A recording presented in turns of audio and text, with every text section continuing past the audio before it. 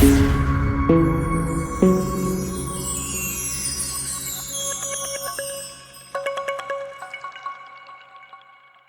दोस्तों, हमें पता है कि हम इंटरनेट पर दिखाई गई हर चीज पर विश्वास नहीं करते, लेकिन हमारी टेक्स्ट बुक्स का क्या, जो हमें बचपन से रटाई जा रही है। जी हाँ दोस्तों, बचपन से रटी रटाई चीजें भी कभी कभार गलत साबित हो जाती हैं।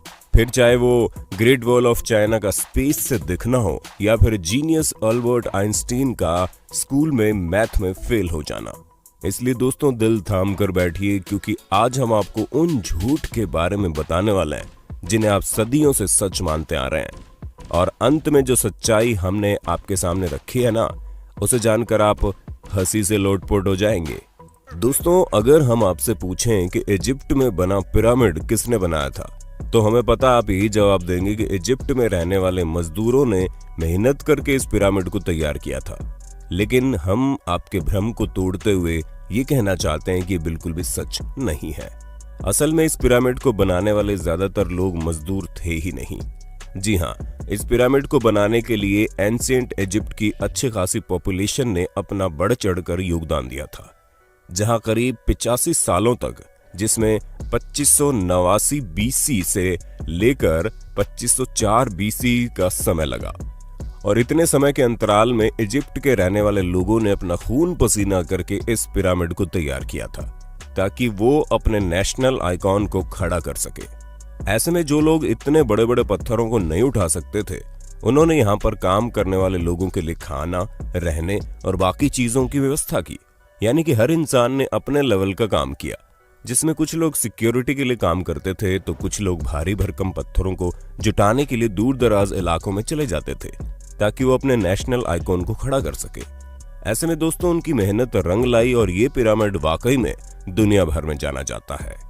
चलिए दोस्तों, अब आपके सबसे फेवरेट माइकल जैक्सन की बात करते हैं, क्योंकि इस बात से कोई इनकार नहीं कर सकता कि माइकल जैक्सन ने पॉप म्यूजिक में एक अलग ही मुकाम हासिल किया था, जहां ये सिंगर के साथ साथ एक बेहतरीन डांसर भी थे।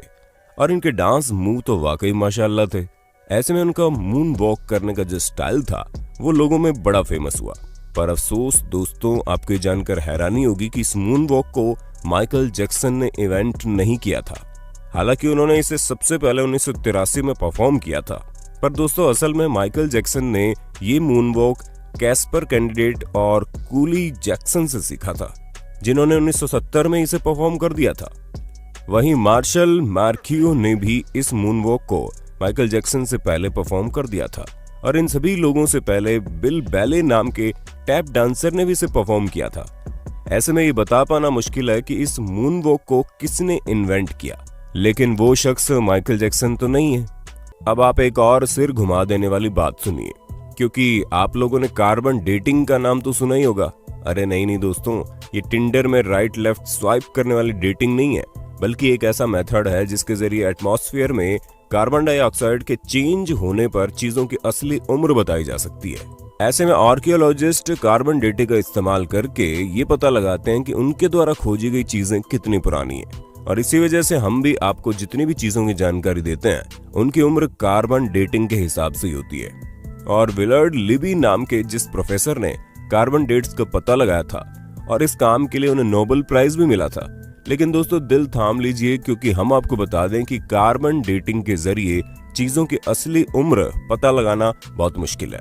और ऐसा इसलिए क्योंकि हर जगह का एटमॉस्फेयर अलग अलग तरीके से चेंज होता है। हालांकि कुछ हद तक चीजें सही जा सकती है, लेकिन अब आप खुद सोचिए कि दो प्लांट हो, जिनमें से एक अमेरिका में हो और एक ग्रीनलैंड में, तो जाहिर सी बात है कि टेम्परेचर इफेक्ट की वजह से दोनों की ग्रोथ में काफी डिफरेंस आएगा। इसी तरह से कार्बन डेटिंग का भी हिसाब किताब है। अब चलिए दोस्तों, आपको एक और मिथ बस्टर स्टोरी सुनाते हैं, जो किसी और की नहीं बल्कि लॉक नेस मॉन्स्टर की फेक फोटो स्टोरी है। जी हाँ दोस्तों, जहां इस मॉन्स्टर की फोटो को न्यूज़पेपर में दिखाकर लोगों को हैरान करने में कोई कसर नहीं छोड़ी गई थी।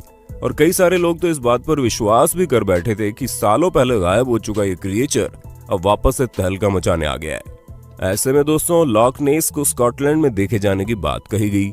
इस तस्वीर को सबसे पहले रॉबर्ट केनेथ विल्सन ने 1934 में लोगों के सामने रखा और करीब 60 सालों तक इनकी ली गई इस तस्वीर को सच्चा समझा जा रहा था। लेकिन वो कहते हैं ना कि झूठ के दिन 4, सच चले 1000 साल। हाँ दोस्तों, हमें पता है हमारी बनाई गई कहावत उतनी अच्छी नहीं है, लेकिन इस जगह पर बिल्कुल फिट बैठती है, क्योंकि 1994 में ये बात लोगों के सामने आ गई कि लॉक नेस मॉन्स्टर का जो शेप उस तस्वीर में था वो कुछ और नहीं बल्कि एक टॉय सबमरीन थी, जिसे पानी में इस तरह डाला गया था कि वो उस क्रिएचर की तरह दिखाई दे। और ऐसा मर्म्यूडेक नाम के जर्नलिस्ट ने किया था ताकि वो अपने न्यूज़पेपर से बदला ले सके, क्योंकि उनके न्यूज़पेपर ने लॉक नेस मॉन्स्टर के बारे में छापने की वजह से उन्हें बातें सुना दी थी। और इसी वजह से उन्होंने इतनी बड़ी कहानी रची जिसके चंगुल में दुनिया करीब 60 सालों तक थी। दोस्तों, जब आप दुनिया के अजूबों के बारे में सोचते होंगे तो आपके दिमाग में सबसे पहले क्या आता होगा? माचू पिच्चू, ताजमहल या ग्रेट वॉल ऑफ चाइना? लेकिन बाकी सबका तो ठीक है, लेकिन ग्रेट वॉल ऑफ चाइना के बारे में हम आपको बता दें ये इतना भी ग्रेट नहीं है कि स्पेस से दिखने लग जाए। जी हाँ दोस्तों, क्योंकि सच्चाई तो ये है कि ये इतना बड़ा भी नहीं है कि इसे हमारे एटमॉस्फेयर के बाहर किसी भी जगह से देखा जा सके, फिर चाहे वो मून ही क्यों ना हो जो हमारे सबसे करीब है। और ये हम अपने मन से नहीं कह रहे, बल्कि खुद नासा ने इस बात को साबित किया है। हालांकि भले ही 21,196 किलोमीटर लंबी हो, लेकिन अगर हम इसकी चौड़ाई की बात करें तो ये बॉटम से मात्र 20 फुट चौड़ी है और टॉप से केवल 16 फुट चौड़ी है। हम आपको बता दें कि ये अफवाह 1754 के आसपास शुरू हुई। ऐसे में ये चीज हमारे चांद पर पहुंचने और स्पेस में सैटेलाइट पहुंचाने से बहुत पहले की बात है, तो ये सिवाय अफवाह के और कुछ नहीं है। अब भले ही हर साल यहाँ पर करोड़ों की संख्या में लोग आते हो, लेकिन अफसोस वो चाइना की जिस दीवार पर खड़े होते हैं वो स्पेस से तो नहीं दिखती। चलिए दोस्तों, चाइना से आप हमें ये बता दो कि दुनिया भर में तहलका मचाने वाला कोरोना वायरस चाइना की किस जगह पर सबसे पहले फैला था? हमें पता है आपको जवाब पता होगा, इसलिए कमेंट बॉक्स में एक भी इंसान का जवाब छूटना नहीं चाहिए। वैसे दोस्तों, जब कभी भी आप वाइकिंग्स के बारे में सोचते होंगे तो आपके दिमाग में सबसे पहले चीज क्या आती होगी? हमें पता है ज्यादातर लोगों को बड़े से जहाज का साइज और सींग निकले हुए हेलमेट याद आते होंगे, पर हम आपको बता दें ये दोनों ही चीजें झूठी हैं, जो कि हमारी मेन स्ट्रीम मीडिया द्वारा हमारे दिमाग में डाली गई। असल में कई सारे हिस्टोरियंस को वाइकिंग्स के समय के टूल्स मिले हैं, जिनमें से एक भी हेलमेट ऐसा नहीं मिला जिसमें सींग लगे हों। हालांकि ये माना जा सकता है कि वो लोग लड़ते टाइम खुद को बचाने के लिए हेलमेट का यूज करते होंगे, लेकिन इसका मतलब ये नहीं है कि उनके हेलमेट में ही डायरेक्ट सींग लगे हों।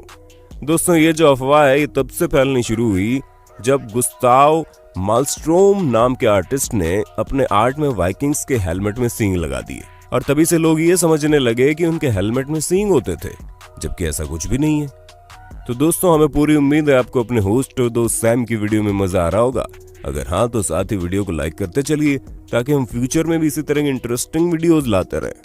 दोस्तों, अब हम आपके दिमाग की सबसे बड़ी उपज को दूर करते हैं, क्योंकि कई सारे लोगों को ये सिखाया जाता है कि अल्बर्ट आइंस्टीन जो कि इतने बड़े जीनियस थे, वो हाई स्कूल में बेसिक मैथ की वजह से फेल हो गए थे। तो दोस्तों, ये बिल्कुल गलत है। जी हाँ, ऐसा कुछ भी नहीं है, बल्कि आइंस्टीन तो उल्टा मैथ के जीनियस थे, जहां मात्र 15 साल की उम्र में उन्होंने मैथ में अपनी बहुत अच्छी पकड़ बना ली थी। अब दोस्तों, जाहिर सी बात है, जो शख्स फिजिक्स की दुनिया में इतनी बड़ी उपलब्धियां पाया हो, उसे बेसिक मैथ ना आती हो, वो भी हाई स्कूल के समय में, ये चीज थोड़ी सी खटकती है। पर हमें तो बुरा उन लोगों के लिए लगता है जो ये सोचते हैं कि उन्हें मैथ नहीं आएगी, फिर भी वो साइंटिस्ट बन जाएंगे। अरे दोस्तों, साइंटिस्ट बनने के लिए मैथ भी जरूरी है, ठीक उसी तरह जिस तरह सिंगर बनने के लिए अच्छा गाना जरूरी है, और डांसर बनने के लिए अच्छे मूव्स करने जरूरी हैं, क्योंकि ये सभी चीजें बेसिक्स हैं। दोस्तों, हमें पता है आपको इस बारे में कुछ भी पता नहीं होगा, लेकिन हम आपको बता दें कि 19वीं सदी के मध्य में अमेरिका में एक बहुत बड़ी अफवाह चली थी, जहां पर सिगरेट बेचने वाली कंपनियां एडवर्टीजमेंट में कहती थीं कि सिगरेट सेहत के लिए अच्छी होती है। जी हाँ दोस्तों, हैरान मत होइए, एक्चुअल में ऐसा होता था क्योंकि कुछ कंपनियां ये तक कहती थी कि डेंटिस्ट खुद लोगों को सिगरेट पीने की सलाह देते हैं और ये सेहत के लिए बहुत अच्छी होती हैं, जिससे टेंशन वगैरह भी कम होता है। और इस तरह के कई सारे एड कैंपेन उस समय चल रहे थे, जिसकी वजह से अमेरिका के करीब 45% लोग सिगरेट की लत लगा चुके थे। हालांकि अभी भी अमेरिका में सिगरेट पीने वालों की कोई कमी नहीं है, लेकिन उस समय पूरे 45% लोग सिगरेट पीते थे, यानी कि करीब 7 करोड़ लोग तो केवल सिगरेट ही पिया करते थे। वो तो बाद में पता चला कि ये सेहत के लिए हानिकारक है, जिससे भगवान आपको अपने पास जल्दी बुला लेते हैं, और इसी वजह से लोगों ने मरने के डर के कारण सिगरेट को टाटा बाय बाय कहना जरूरी समझा। पर शायद अभी भी कुछ लोग इस बात को नहीं समझते हैं। दोस्तों, आज के लिए बस इतना ही। उम्मीद है आपको हमारी वीडियो पसंद आई होगी। अगर हाँ तो इस वीडियो के बारे में हमें कमेंट करके जरूर बताना, और ऐसे इंटरेस्टिंग वीडियोस लगातार देखने के लिए हमारे चैनल को लाइक, शेयर और सब्सक्राइब करना बिल्कुल ना भूलें। धन्यवाद।